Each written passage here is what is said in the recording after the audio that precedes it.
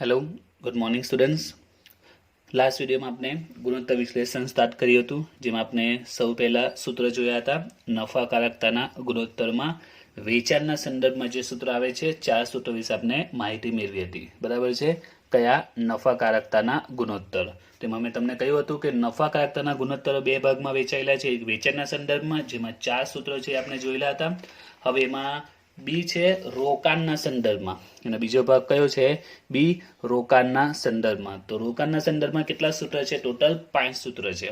Okay, અગાઉ વેચાણના સંદર્ભમાં 4, હવે રોકાણના સંદર્ભમાં 5 સૂત્રો છે. તો કયા કયા છે તે નામ યાદ રાખવાના છે. સિમ્પલ જ છે.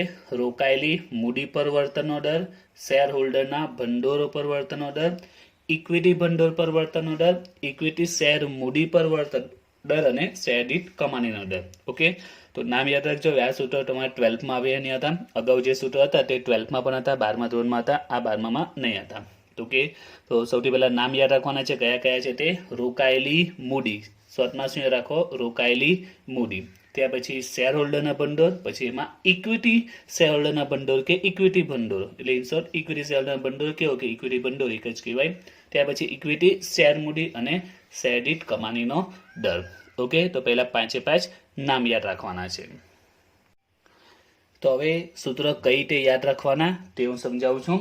તો આપણને ઘણા સિમ્પલ છે. જે રીતે અગાઉ મેં સમજાવ્યું હતું કે સૂત્ર કઈ રીતે યાદ રાખી શકાય, તો આ સૂત્ર પણ યાદ રાખવાની ટ્રીક છે. એ ટ્રીક પ્રમાણે તમે ઇઝીલી યાદ રાખી શકો છો. તો પહેલા જે આપણે શરૂઆતના 4 સૂત્ર છે એ સમજીએ, એ કઈ રીતે યાદ રાખી શકાય. જે સૌથી પહેલું છે તે રોકાયેલી મૂડી પર વળતરનો દર, ઇક્વિટી શેર હોલ્ડરના ભંડોળ પર વળતરનો દર, ઇક્વિટી શેર હોલ્ડરના ભંડોળ પર અને ઇક્વિટી શેર મૂડી પર. તો ઘણું ઇઝી છે. એનું જે નામ છે એ જ પ્રકારે સૂત્ર બનશે. બરાબર છે. તો સૌથી પહેલા બધાના છેદમાં શું આવશે તે ઘણું સિમ્પલ છે. આ કયું સૂત્ર છે? રોકાયેલી મૂડી પર વળતરનો દર, તો છેદમાં આવશે રોકાયેલી મૂડી. બરાબર. શેર હોલ્ડરના ભંડોળ પર વળતરનો દર છે, તો છેદમાં આવશે શેર હોલ્ડર્સના ભંડોળો. ઇક્વિટી શેર હોલ્ડરના ભંડોળ પર વળતરનો દર છે, તો છેદમાં આવશે ઇક્વિટી શેર હોલ્ડર્સના ભંડોળો. ક્લિયર? એટલે જે એનું નામ છે એ તમારે છેદમાં લઈ લેવાનું છે. ઇક્વિટી શેર મૂડી પર વળતરનો દર છે, તો છેદમાં આવશે ઇક્વિટી શેર મૂડી. ક્લિયર? તો છેદમાં શું આવશે એ ખ્યાલ આવી ગયો. હવે સવાલ છે કે અંશમાં શું આવે? છેદનું કામ પતી ગયું, છેદમાં આટલું જ આવશે. હવે અંશમાં, બધાના અંશમાં ફિક્સ જ છે, બધાના અંશમાં એ આવશે ચોખ્ખો નફો. બધામાં અંશમાં શું આવશે? ફિક્સ જ છે, ચોખ્ખો નફો. હવે જ્યારે પણ સૂત્રમાં ચોખ્ખો નફો આવે, કોઈ પણ સૂત્રમાં, અત્યાર સુધી આપણે જોયું છે એક જ સૂત્ર આવ્યું કે જેમાં ચોખ્ખો નફો આવેલો, એ હતું ચોખ્ખા નફાનો ગુણોત્તર. પણ આજે તમે જો આ 4 સૂત્રમાં ચોખ્ખો નફો આવ્યો છે, આના સિવાય હજુ પણ આગળ ચોખ્ખો નફો આવશે. નોર્મલી જેટલા પણ સૂત્ર છે, તો દરેકે દરેક સૂત્રમાં ચોખ્ખો નફો, ઘણા એવા સૂત્ર છે જેમાં ચોખ્ખો નફો આવે છે. તો ચોખ્ખો નફા વિશે મેં અગાઉના વિડીયોમાં કહ્યું હતું. ચોખ્ખો નફો બે પ્રકારનો આવે. કયો આવે? એક આવે વ્યાજ અને કરવેરા પહેલાનો, અને એક આવે વ્યાજ અને કરવેરા પછીનો. બરાબર. વ્યાજ અને કરવેરા પહેલાનો આવે, કાં તો વ્યાજ અને કરવેરા પછીનો આવે. તો યાદ રાખજો ચોખ્ખા નફા વિશે. અહીંયા જે ચોખ્ખા નફાનો ગુણોત્તર એ કયો હતો? વ્યાજ અને કરવેરા પછીનો આમાં લેતા હતા. અને મોટા ભાગે વ્યાજ અને કરવેરા પછીનો જ ચોખ્ખો નફો મોટા ભાગે બધા સૂત્રમાં છે. બે જેવા સૂત્ર છે જેમાં વ્યાજ અને કરવેરા પહેલાનો ચોખ્ખો નફો આવે છે. એટલે તમે આ રીતે યાદ રાખો. બે જે સૂત્ર છે જેમાં ચોખ્ખો નફો કયો આવે છે? વ્યાજ અને કરવેરા પહેલાનો. એ સિવાય બધા સૂત્રમાં પછીનો આવશે. તો કયા એ બે સૂત્ર છે? તો એક છે આ રોકાયેલી મૂડી પર વળતરનો દર. રોકાયેલી મૂડી પર વળતરનો દર. આમાં ચોખ્ખો નફો કયો આવે છે? વ્યાજ અને કરવેરા પહેલાનો. ઓકે, તો તમારે યાદ કઈ રીતે રાખવાનો? તો બે જ સૂત્ર છે, આ રીતે યાદ રાખો. એવા બે જ સૂત્ર છે જેમાં ચોખ્ખો નફો વ્યાજ અને કરવેરા પહેલાનો લેવાય, એ સિવાય બધામાં પછીનો જ આવે. તેવા બે કયા છે? તો એમાંનું એક છે આ રોકાયેલી મૂડી, જેમાં વ્યાજ અને કરવેરા પહેલાનો ચોખ્ખો નફો આવશે. ઓકે, બીજું સૂત્ર કયું છે? તો અત્યારે કહી દઉં છું. એ બીજું સૂત્ર છે એ છે વ્યાજ આવરણ ગુણોત્તર, જે આગળ આવશે, હજુ આવવાનો બાકી છે. ઓકે, તો તમારે 2 પોઈન્ટ યાદ રાખજો. વ્યાજ આવરણ ગુણોત્તર અને રોકાયેલી મૂડી, આ બે જ્યારે પણ સૂત્ર આવે દાખલામાં તેમાં ચોખ્ખો નફો કયો આવે? વ્યાજ અને કરવેરા પહેલાનો. એ સિવાય બધા સૂત્રમાં ચોખ્ખો નફો કયો લેવાનો? વ્યાજ અને કરવેરા પછીનો લેવાનો.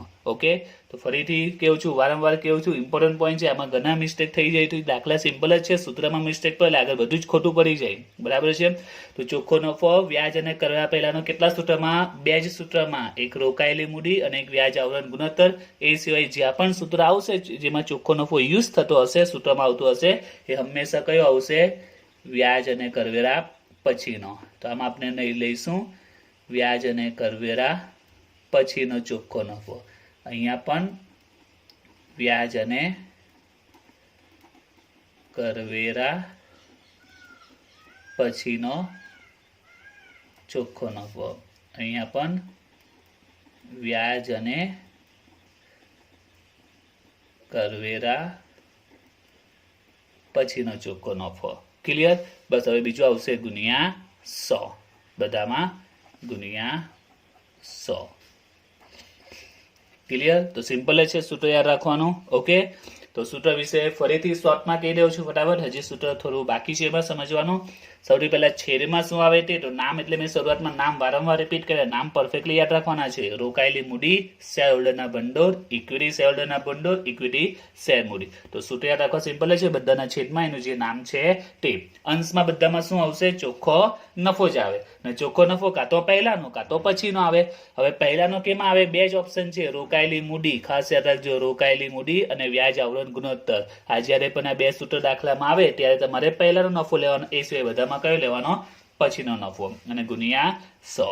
તો અહીંયા આપણું પહેલું સૂત્ર કમ્પ્લીટ, બીજું કમ્પ્લીટ. હવે જે ત્રીજું ને ચોથું આમાં એક કોમન પોઈન્ટ છે. શું કોમન પોઈન્ટ છે? એ છે ઇક્વિટી શેર હોલ્ડરના ભંડોળ અને ઇક્વિટી શેર મૂડી. એટલે અહીંયા વાત કોની કરે છે? ઇક્વિટી શેરની વાત કરે છે, ઇક્વિટી શેર હોલ્ડર્સના ભંડોળની વાત કરે છે. તો એમના માટે ચોખ્ખો નફો કયો કહેવાય? તો યાદ રાખો, જ્યારે પણ કંપનીમાં નફો આવે તો નફામાંથી સૌથી પહેલા પ્રેફરન્સ હોલ્ડરને ડિવિડન્ડ ચૂકવાય છે અને ત્યાર પછી ઇક્વિટી શેર હોલ્ડરને ડિવિડન્ડ મળતું હોય છે સૌથી છેલ્લે. એટલે આમાં જે ચોખ્ખો નફો આવ્યો છે એમાં વ્યાજ અને કરવેરા, વ્યાજ ચૂકવાઈ ગયું, કરવેરા ચૂકવાઈ ગયા, હવે ડિવિડન્ડ ચૂકવાશે. તો ઇક્વિટીને કેટલું ડિવિડન્ડ મળે? પ્રેફરન્સને ચૂકવાય છે, પછી જે નફો બચે તે ઇક્વિટી શેર હોલ્ડરનો કહેવાય. યાદ રાખજો, કંપનીમાં જે પ્રોફિટ આવે છે ને, એ પ્રોફિટમાંથી કંપની પહેલા વ્યાજ ચૂકવે, ત્યાર પછી ટેક્સ ચૂકવે, હવે જે પ્રોફિટ બચે તે શેર હોલ્ડરનો કહેવાય. આમાંથી પ્રેફરન્સ હોલ્ડરને એમનું ડિવિડન્ડ આપી દેવામાં આવે. હવે જે પ્રોફિટ બચે બધો પ્રોફિટ ઇક્વિટીનો કહેવાય. એટલે ઇક્વિટી શેર હોલ્ડરના ભાગનો જો ચોખ્ખો નફો શોધવો હોય તો આ જે નફો આપણે વ્યાજ માઇનસ કર્યું, કરવેરા માઇનસ કર્યું, પછી જે નફો આવ્યો એમાંથી તમારે હજી એક વસ્તુ બાદ કરવી પડે, એ છે પ્રેફરન્સ ડિવિડન્ડ. હવે જે નફો બચે એ કહેવાય ઇક્વિટી શેર હોલ્ડરનો. એ જે આપણને ઇક્વિટી શેરની જ વાત છે એટલે અહીંયા પણ તમારે બાદ કરવું પડશે પ્રેફરન્સ ડિવિડન્ડ. ઓકે, તો બેમાં કેમ પ્રેફરન્સ ડિવિડન્ડ બાદ કરવાનું? કારણ કે આપણે અહીંયા ઇક્વિટીની ગણતરી કરીએ છીએ. અહીંયા શેર હોલ્ડર ફક્ત લખ્યું છે એટલે એમાં ઇક્વિટી પણ આવી ગયા, પ્રેફરન્સ પણ આવી ગયા. અહીંયા ફક્ત ઇક્વિટી છે તો જ્યારે પણ ઇક્વિટીની ગણતરી કરો તેમાં ડિવિડન્ડ બાદ કરવું પડશે. ક્લિયર? તો સૂત્ર આપણે કમ્પ્લીટ થઈ ગયા, સિમ્પલ છે સૂત્ર. ફરીથી જોઈ લે સૂત્ર આપણે. તો રોકાયેલી મૂડી પર વર્તનનો દર, શેર હોલ્ડરના ભંડોળ પર, ઇક્વિટી ભંડોળ પર અને ઇક્વિટી શેર મૂડી પર. ફટાફટ છેદમાં શું આવશે? જે નામ છે તે જ. બરાબર. અને અંશમાં બધામાં શું આવશે? ચોખ્ખો નફો. ઓકે, કયો આવે? કરવેરા પહેલાનો કાં તો પછીનો. પહેલાનો બેમાં જ આવે, એક રોકાયેલી મૂડી અને બીજું કેમાં આવશે? તો વ્યાજ અને આવરણ ગુણોત્તર. આ બેમાં પહેલાનો હું વારંવાર કહું છું તો ભૂલતા નહીં, યાદ રાખજો. રોકાયેલી મૂડી અને વ્યાજ આવરણ આ બેમાં પહેલાનો, એ સિવાય બધે પછીનો આવશે. તો અહીંયા ચોખ્ખો નફો પછીનો, અહીંયા પણ પછીનો, અહીંયા પણ ચોખ્ખો નફો પછીનો. અને લાસ્ટમાં આ ઇક્વિટી ભંડોળ પર અથવા તો ઇક્વિટી શેર હોલ્ડરના ભંડોળ પણ કહેવાય અને ઇક્વિટી શેર મૂડી પર. તો બંને ઇક્વિટીની ગણતરી કરો તો ચોખ્ખો નફો જે લખો એમાંથી શું માઇનસ કરવાનું? પ્રેફરન્સ ડિવિડન્ડ બાદ થશે એક્સ્ટ્રા. ક્લિયર? અને બધામાં ગુણ્યા 100 છે એટલે જવાબ કેમાં આવશે? ટકામાં આવે, કહેવાની જરૂર નથી, ખબર પડી જવી જોઈએ કે એનો જવાબ કેમાં આવશે, આન્સર કેમાં આવશે? પર્સન્ટેજમાં, ટકામાં આવશે. હવે બીજું એક લાસ્ટ સૂત્ર આપણું બાકી છે, શેર દીઠ કમાણીનો દર. તો એ સૂત્ર પણ સિમ્પલ જ છે.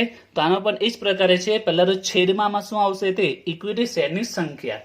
હવે કેમ ઇક્વિટી શેરની સંખ્યા? પ્રશ્ન શું છે? શેર દીઠ કમાણી એટલે કે એક શેર પર કેટલા રૂપિયા મળે છે. એક શેર પર કેટલા રૂપિયા મળે છે એટલે કોના વડે ભાગવું પડે? શેર પર કેટલા રૂપિયા મળે એટલે કે ઇક્વિટી શેરની સંખ્યા વડે ભાગવું પડે, બરાબર છે. માની લો કે તમારી પાસે 5,000 શેર છે અને તમે 10,000નો પ્રોફિટ કર્યો છે. કેટલા શેર છે? 5,000 શેર છે અને 10,000નો તમને પ્રોફિટ થયો છે. તો તમને શેર દીઠ કેટલો પ્રોફિટ થયો તો શોધવા માટે તમારે 10,000 જે પ્રોફિટ થયો ને 5,000 શેર વડે ભાગવું પડે, એટલે કહેવાય છે કે શેરની સંખ્યા વડે ભાગવું પડશે, બરાબર છે. શેરની સંખ્યા વડે ભાગાકાર કરવાનો અને અંશમાં જે છે તે ચોખ્ખો નફો આવશે. પાછી ચારે સૂત્રની જેમ કોમન જ છે, અંશમાં શું આવશે? ચોખ્ખો નફો. કયો? વ્યાજ અને કરવેરા પછીનો. હવે અહીંયા પણ પ્રેફરન્સ ડિવિડન્ડ માઇનસ થાય, તો આ બેમાં તમે સમજાયું કે ઇક્વિટીની વાત કરે છે એટલે પ્રેફરન્સ ડિવિડન્ડ માઇનસ કર્યું. તો આ શેર દીઠ કમાણીનો દર, તો એ પણ યાદ રાખજો. શેર દીઠ કમાણીનો દર કોનો શોધાય? હંમેશા ઇક્વિટી શેરનો શોધાય. આમાં ભલે કીધું નથી પણ ફિક્સ જ છે, શેર દીઠ કમાણી કોની શોધાય? ઇક્વિટીની શોધવામાં આવતી હોય છે, પ્રેફરન્સની શોધવામાં આવતી નથી. એટલે શોધ્યું તો શોધી શકાય છે, આપણે પ્રેફરન્સની પણ શોધી શકાય, પણ નોર્મલી ઇક્વિટીની શોધવામાં આવે છે. એટલે શેર દીઠ કમાણી દરનું સૂત્ર, છેદમાં શું આવશે? ઇક્વિટી શેરની સંખ્યા. અંશમાં તો અગાઉ બધા સૂત્રની જેમ ચોખ્ખો નફો જ, વ્યાજ અને કરવેરા પછીનો. અને શેર દીઠ કમાણી પણ ઇક્વિટી શેરની શોધાતી હોય છે, એટલે એમાં માઇનસ કરીશું પ્રેફરન્સ ડિવિડન્ડ. ક્લિયર? તો 5 સૂત્ર આપણે અહીંયા કમ્પ્લીટ થઈ ગયા. તો આ રીતે આપણા જે નફાકારકતાના ગુણોત્તર છે એ આપણે અહીંયા કમ્પ્લીટ થયા છે. વેચાણના સંદર્ભમાં 4 અને રોકાણના સંદર્ભમાં 5, એટલે 4 ને 5 9 સૂત્ર કમ્પ્લીટ. પરંતુ હજી આપણે એક પોઈન્ટ સમજવાના બાકી છે.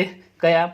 તો આ જે રોકાયેલી મૂડી છે, શેરહોલ્ડરના ભંડોળ છે, ઇક્વિટી શેરહોલ્ડરના ભંડોળ છે, આ ત્રણ કઈ રીતે શોધાશે? દાખલામાં તમને રોકાયેલી મૂડી કે શેરહોલ્ડરના ભંડોળ કે ઇક્વિટી શેરહોલ્ડરના ભંડોળ આપેલા હોતા નથી, તમારે શોધવા પડશે.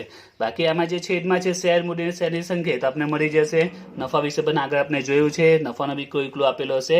તો આ જે રોકાયેલી મૂડી, શેરહોલ્ડરના ભંડોળ અને ઇક્વિટી શેરહોલ્ડરના ભંડોળ એ તમારે યાદ રાખવાના છે, કઈ રીતે શોધાય તે. તો જોઈએ હવે કઈ રીતે શોધાશે ત્રણે. તો ઘણું સિમ્પલ છે, રોકાયેલી મૂડી, શેરહોલ્ડરના ભંડોળ અને ઇક્વિટી શેરહોલ્ડરના ભંડોળ. તો જોઈએ એનું સૂત્ર, ઘણું સિમ્પલ છે. ફક્ત તમારે રોકાયેલી મૂડીનું સૂત્ર યાદ રાખો એટલે બાકીના બે યાદ રહી જશે. તો રોકાયેલી મૂડીનું સૂત્ર છે એમાં સૌથી પહેલા આવશે મૂડી. રોકાયેલી મૂડીમાં સૌથી પહેલા શું આવશે? મૂડી. કઈ મૂડી આવે? તો ઇક્વિટી શેર મૂડી પ્લસ પ્રેફરન્સ શેર મૂડી. ત્યારબાદ આવશે દેવા, બરાબર છે. જે પણ ધંધાના લાંબા ગાળાના દેવા છે તે દેવા આવશે. ત્યારબાદ આવશે અનામતો આવશે, ધંધામાં જે અનામતો છે તે. એ બધાનો જે ટોટલ થશે એમાંથી, આ બધાનો ટોટલ એમાંથી બાદ કરીશું અવાસ્તવિક મિલકત. તો આ થઈ ગયું સૂત્ર રોકાયેલી મૂડીનું. તો સિમ્પલ જ છે, ઇક્વિટી મૂડી પ્લસ પ્રેફરન્સ મૂડી પ્લસ લાંબા ગાળાના દેવા પ્લસ અનામતો, એમાંથી આપણે છેલ્લે માઇનસ કરવાની અવાસ્તવિક મિલકતો, એટલે રોકાયેલી મૂડીનું સૂત્ર બની ગયું. ઓકે, મૂડી પ્લસ અનામત પ્લસ દેવા. પહેલા આપણે અનામત લઈ લઈશું, યાદ રાખવા માટે ઇઝી પડે. મૂડી પ્લસ અનામત પ્લસ દેવા માઇનસ અવાસ્તવિક મિલકત. શોર્ટમાં શું યાદ રાખવાનું? મૂડી પ્લસ અનામત પ્લસ દેવા લાંબા ગાળાના માઇનસ મિલકતો. કઈ મિલકતો? અવાસ્તવિક મિલકત. મૂડી, અનામત, લાંબા ગાળાના દેવા માઇનસ અવાસ્તવિક મિલકત. આ થયું રોકાયેલી મૂડીનું સૂત્ર. હવે શેરહોલ્ડરના ભંડોળનું સૂત્ર તે આના જેવું જ આવશે, સેમ ટુ સેમ આ સૂત્ર આવશે. ફક્ત સૂત્રમાંથી દેવા કાઢી નાખવાના, દેવા નહીં આવશે. એટલે સૂત્ર શું બનશે? ઇક્વિટી શેર મૂડી પ્લસ પ્રેફરન્સ શેર મૂડી પ્લસ અનામતો જે આવે તેમાંથી બાદ અવાસ્તવિક મિલકતો. ઓકે, ઇક્વિટી મૂડી, પ્રેફરન્સ મૂડી પ્લસ અનામત બાદ અવાસ્તવિક મિલકતો. એટલે બંને સૂત્ર સેમ જ છે, ખાલી લાંબા ગાળાના દેવામાં રોકાયેલી મૂડીમાં દેવા આવશે, શેરહોલ્ડરના ભંડોળમાં દેવા નહીં આવશે. ઓકે, એટલે સૂત્રનો આ બેઝિક યાદ રાખવાનો, મૂડી પ્લસ અનામત પ્લસ દેવા માઇનસ અવાસ્તવિક. આ રોકાયેલી મૂડી. શેરહોલ્ડરના ભંડોળ જોઈએ તો દેવા કાઢી નાખો. હવે ઇક્વિટી શેરહોલ્ડરના ભંડોળ, હવે યાદ રાખજો આ બંને એક જ છે. શેરહોલ્ડરના ભંડોળ અને ઇક્વિટી શેરહોલ્ડરના ભંડોળ એક જ છે. કઈ રીતે? તો શેરહોલ્ડરના ભંડોળ, તો એમાં ફક્ત શેર કીધું, સોરી શેરહોલ્ડરના ભંડોળ લખ્યું છે. કયા શેર કીધું ને એટલે આપણે બંને શેર લીધા, ઇક્વિટી પણ લીધા અને પ્રેફરન્સ પણ લીધા. અને આમાં અનામત કેમ એડ થાય એનું કારણ છે કે ભંડોળ કે એટલે અનામત એડ કરવું પડે, એ રીતે અનામત એડ થાય છે. અને સાથે જો અનામત એડ કરે તો અવાસ્તવિક મિલકતો પણ બાદ કરવી પડે. તો આ ઘણો લોંગ છે એટલે તમે શોર્ટમાં યાદ રાખો, મૂડી પ્લસ અનામત પ્લસ દેવા માઇનસ અવાસ્તવિક મિલકત. ઓકે, શેરહોલ્ડરના ભંડોળ શોધવા હોય તો દેવા માઇનસ કરવાના. હવે આ પોઈન્ટ પર આ બંને શા માટે સરખા છે? કારણ કે અહીંયા શેરહોલ્ડરના ભંડોળ કીધું છે એટલે આપણે કયા શેર તો સ્પષ્ટ કીધું નહીં, એટલે આપણે બંને શેર લઈ લીધા. જ્યારે અહીંયા ઇક્વિટી શેરહોલ્ડરના ભંડોળ કીધું છે એટલે ફક્ત આપણે ઇક્વિટી શેર જ લેવાના. એટલે સૂત્ર આ જ આવશે, ઇક્વિટી શેર મૂડી પ્લસ હવે પ્રેફરન્સ નહીં લેવાશે કારણ કે એમાં સ્પષ્ટ કીધું છે ઇક્વિટીના ભંડોળ જોઈએ છે. એટલે ઇક્વિટી શેર મૂડી પ્લસ અનામતો માઇનસ અવાસ્તવિક મિલકતો. તો ક્લિયર થઈ ગયું સૂત્ર? સિમ્પલ જ છે. ફરીથી શોર્ટમાં શું રાખવાનું? રોકાયેલી મૂડીમાં મૂડી પ્લસ અનામત પ્લસ લાંબા ગાળાના દેવા માઇનસ મિલકતો, અવાસ્તવિક મિલકતો. મૂડી તો કઈ લેવાની? બંને મૂડી લઈ લેવાની. દેવા લાંબા ગાળાના અને જે અનામતો હશે તે. શેરહોલ્ડરના ભંડોળ શોધે સૂત્ર એ જ, ફક્ત એમાંથી લાંબા ગાળાના દેવા કાઢી નાખવાના. ઇક્વિટી મૂડી, પ્રેફરન્સ મૂડી, અનામત બાદ અવાસ્તવિક મિલકતો. અને ઇક્વિટી શેરહોલ્ડરના ભંડોળ અને શેરહોલ્ડરના ભંડોળ એક જ છે. આમાં બંને શેર મૂડી લેવાનું કારણ કે ફક્ત શેર લખ્યું છે. આમાં સ્પષ્ટ લખ્યું છે કે ઇક્વિટીના ભંડોળ, તો ફક્ત આપણે ઇક્વિટી શેર મૂડી લઈશું. ક્લિયર? હવે લાસ્ટ પોઈન્ટ એમાં આપણે યાદ રાખવાનો છે, જે અવાસ્તવિક મિલકતો છે તે. ઘણા સ્ટુડન્ટને અવાસ્તવિક મિલકતો ઘણાને ખ્યાલ છે પણ ઘણાને નથી ખબર, તો અવાસ્તવિક મિલકતો કઈ કઈ છે એ પણ યાદ રાખવાની છે. આ સૂત્ર જે સમજાવ્યા તે રોકાયેલી મૂડી, શેરહોલ્ડરના ભંડોળ, ઇક્વિટી શેરહોલ્ડરના ભંડોળ. હવે જે અવાસ્તવિક મિલકતો કઈ કઈ આવે તે યાદ રાખજો. અવાસ્તવિક મિલકતોમાં શેર વતાવ, ડિબેન્ચર વતાવ, પ્રાથમિક ખર્ચ, સ્થાપના ખર્ચ, જાહેરાત ઝુંબેશ ખર્ચ, બાંહેધરી કમિશન, વિકાસ ખર્ચ વગેરે. આ બધી કઈ છે? અવાસ્તવિક મિલકતો. ઓકે, તો અહીંયા આપણા નફાકારકતાના ટોટલ 9 સૂત્ર કમ્પ્લીટ થઈ ગયા છે. 4 રોકાણના 4 વેચાણના સંદર્ભમાં અને 5 રોકાણના સંદર્ભમાં. ઓકે.